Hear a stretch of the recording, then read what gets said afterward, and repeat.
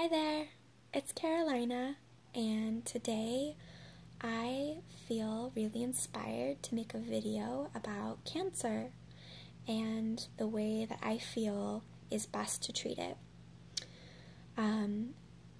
Cancer holds a lot of fear for many, and there is a lot of misinformation and confusion out there about it, and that can be quite frightening for somebody who is dealing with cancer and feels really vulnerable and uncertain of what to do.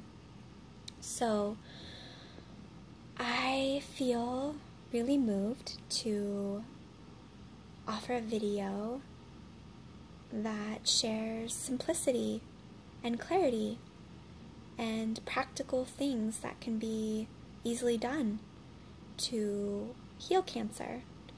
So my hope is that this reaches everybody that needs it, and if this video speaks to you and you have people in your life that you love that would benefit from this, please do share. And I am going to keep this video fairly brief and simple.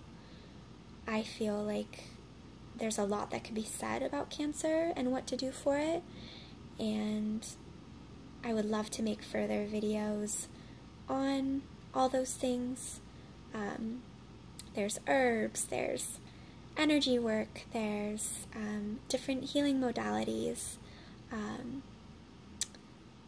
detox techniques, things like that, that are wonderful supporters of healing. But I feel like the most important place to start is with diet, and that is what I am going to discuss today. So the first thing that I feel is very important to know in dealing with disease is that the priority needs to be cleansing rather than nutritionally treating the body.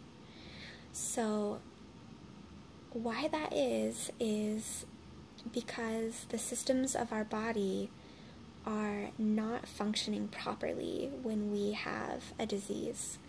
So they are backed up, constipated, blocked, and they are in great need of rest and opening and movement and life flow. So that's why cleansing is really important, because it will totally support that happening. And if we take the focus of nutrition and building up the body, it's actually a further burden on the body and its systems. And that's the last thing that we really need when we are facing disease. So creating a diet that is rich, full of foods that are simple, that the body can easily assimilate and utilize, that are not placing a further strain on a body that's already greatly challenged, is where we want to start. And so creating the focus in diet on fruits and vegetables is what we want to do. Fruits especially being what I recommend first as the great healers, because they are full of nutritious, astringent juices, full of living water and antioxidants and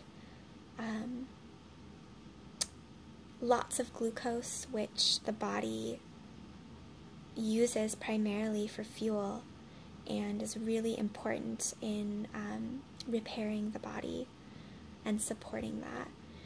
So fruits are amazing, and their sugars are nothing to fear. Their sugars are completely different than sugars you'd find in baked goods, or milk sugars or white sugar or things like that. The natural fruit sugars are so pure and are medicinal for the body. So fruits being the first food that we should totally embrace when facing illness, and then vegetables as well. They have a little bit more of a building quality, but not in a way that's at all detrimental or hard on the body. They're also very easy for the body to assimilate and for the body to recognize as food and medicine. Many of the foods that we eat today are not actually fully recognized by the body as food. Food has become very processed and impure, and the body has a really hard time assimilating that. So as much as we can embrace and enjoy the pure foods, our body will really benefit. So I feel like that is the most important place to start, and really keeping all foods that would burden the body to an absolute minimum, meaning like meat and animal products, gluten, corn, anything that's genetically modified, soy,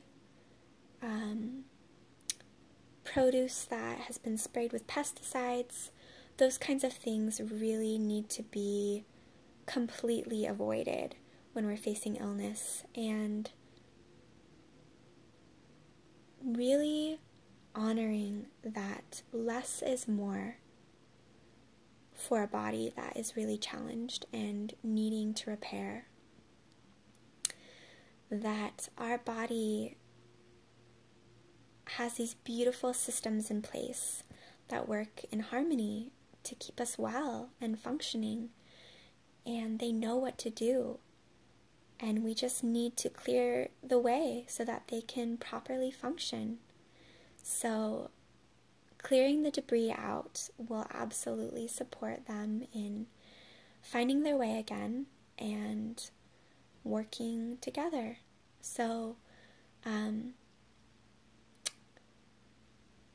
as a long-term picture, once we've cleansed as much as we need to, looking at nutritionally building our bodies is very important and is something that we need to be mindful of in tending ourselves.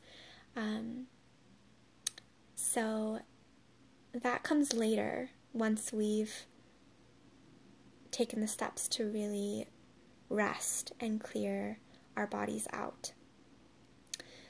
Medicine can either be, or food can either be medicine or poison, and so looking at our life as a whole